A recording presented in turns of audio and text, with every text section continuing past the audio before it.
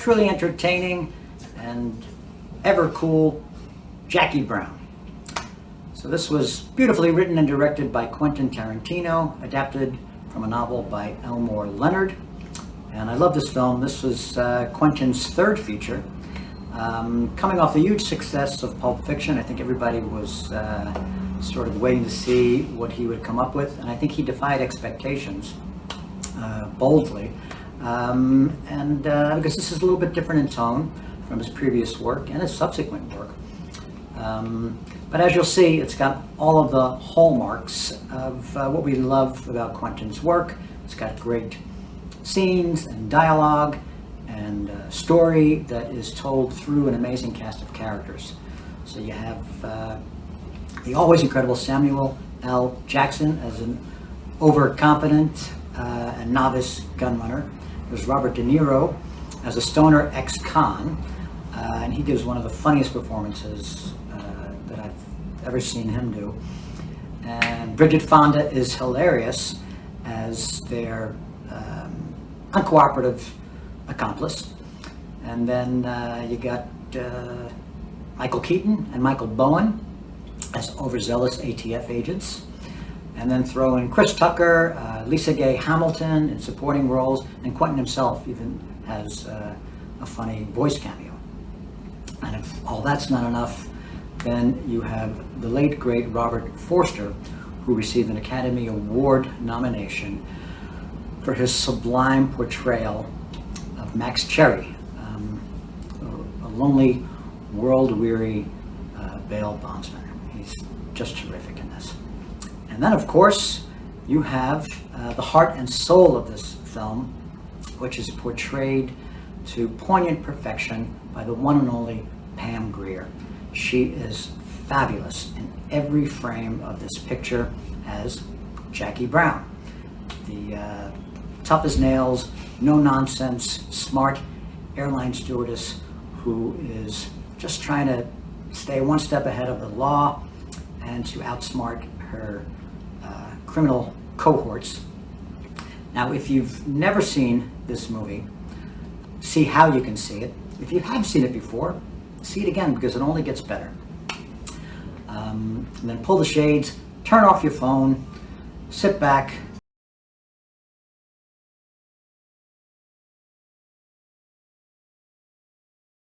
Reservoir Dogs was the one where that great opening credit sequence where, you know, Quentin put our names like right on the screen, like in front of our face. So that was huge. All the directors, like the really good ones that I've worked with, I think what they're really good at is making everybody feel like they're collaborating. Yeah, I mean, we like hanging out. I mean, all the guys, working on the film, it's like we can't wait to see each other again. Yeah. You know, and that's nice because we did all get along.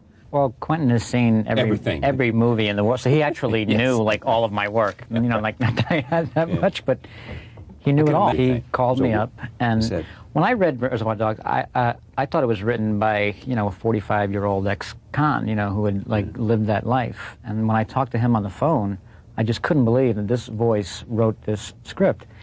And but he knew my work, and then I finally met him in Sundance when we did the workshop for it. And he wanted to play Mr. Pink. I mean, he had written that for himself, but thank God he decided not to do it, and he gave it to me. When I read the script, Mr. Pink is the character that I wanted to do, but Did Quentin say but it's I was mine? told it wasn't available. Yeah. Well, I was just told it wasn't available. Yeah. Then on my I auditioned twice, and on the callback, he told me that it was the part that he wrote for himself, that he wasn't going to just give it away.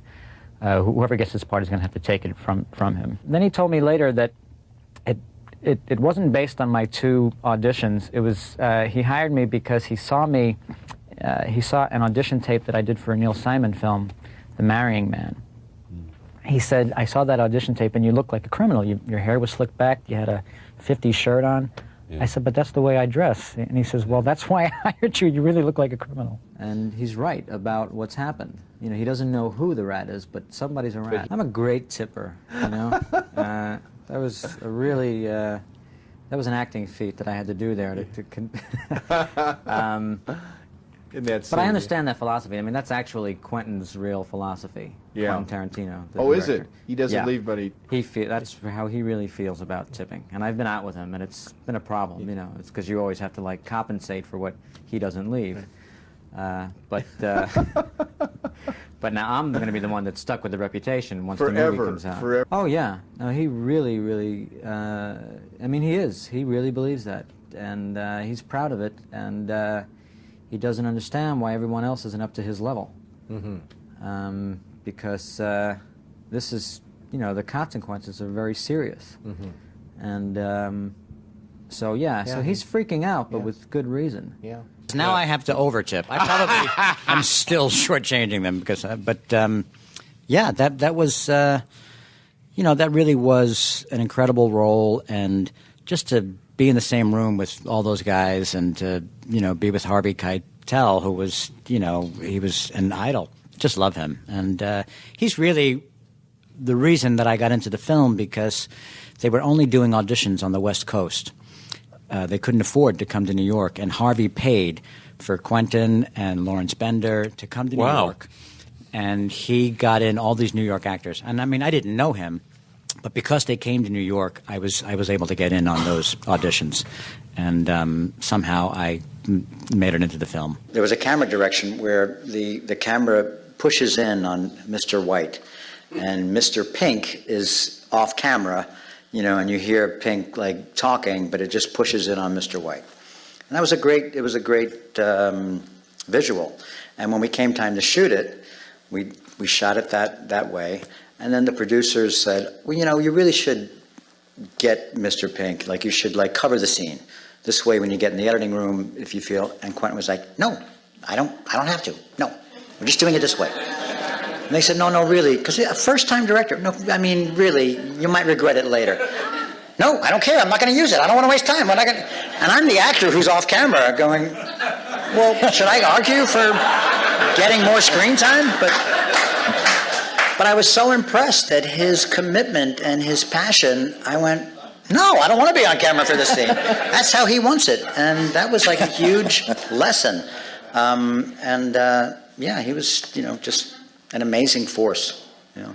Well, I think that scene is funny because it, you know, the way the structure of the film is that you don't know these guys in the first scene, and you learn a little bit about what's happening throughout the movie until at the end the audience knows more than the characters know.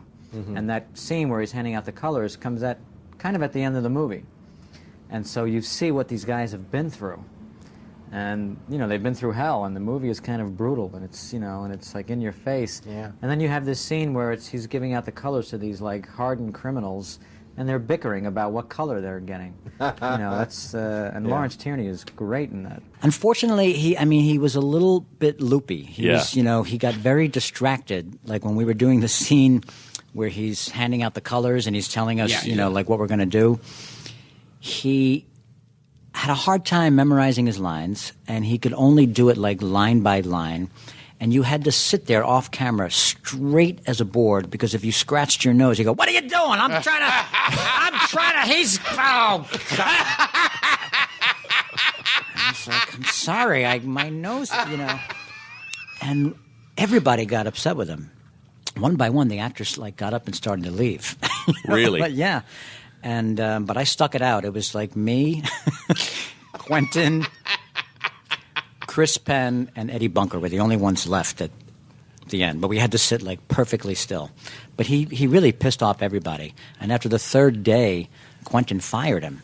Interesting. He was so mad, he fired him. Didn't know that. And Harvey said, you can't fire him. We just shot for 3 days. Right. All right, you know.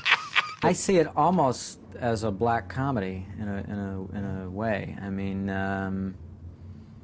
to me, the best comedy comes from very human situations, and this is you know, these are real guys, and what they do for a living is. I mean, these guys are hard to take at times, but it doesn't paint a pretty picture. But I think it's realistic. Mm-hmm. And there is a lot of humor. I mean, just in these characters being in the same room because they're all so distinct, and they each have such a strong personality that the conflicts that arise, they're sometimes funny. I felt like we were doing something amazing, but it didn't mean that it would translate. You know, I mean, I've worked on films where you think, oh, this will be great, and then nobody sees it. But so I felt it was special. I felt Quentin was special. Yeah. Like I had never come across somebody who was making his first film, and he, first of all, he was so excited, and that just, you know, it made everybody feel like we were working on our first film, and he was so confident. Yeah. I've never seen such confidence come out of a first-time director. It was just, wow, he knows what he's doing.